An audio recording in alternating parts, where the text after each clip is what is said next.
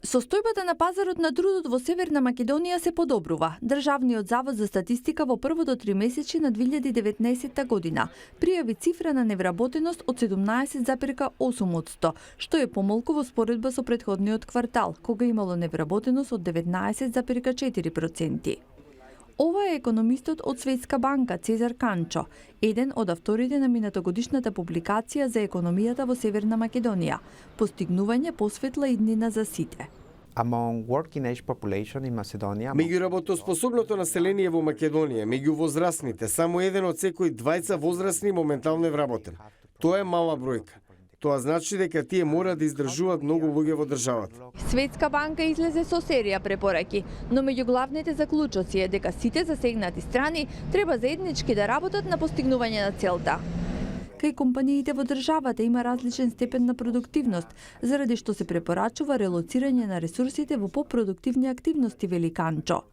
Токму на оваа тема, неодамна во Вашингтон, зборуваше Благица Петревски од Finance Think од Северна Македонија. На покана на Светската банка таа презентираше резултати од иновативно истражување, што покажува дека во државата е присутен и проблемот на така наречената подвработеност. Таа е состојба каде што младите не ги искористуваат во целост своите потенцијали, односно младите сакаат да работат повеќе од 35 часа, меѓутоа не можат, не ги искористуваат во целост своите вештини и образование, се чувствуваат преквалификувани, но младите кои што се подвработени земаат за 14,3% пониска плата од младите кои што се на полно работно место.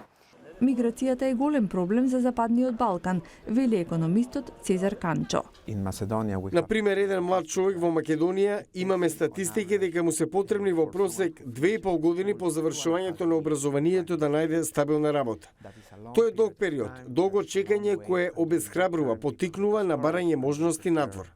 Тоа пак, долгорочно гледано ќе го оптовари системот за пензиско и здравствено осигурување, бидејќи се намалува работоспособното население. Од друга страна, треба да се активира и образовниот систем, кој треба да работи во согласно со потребите на пазарот на труд. Канчо вели дека треба да се работи и на подобрување на менаџерските капацитети.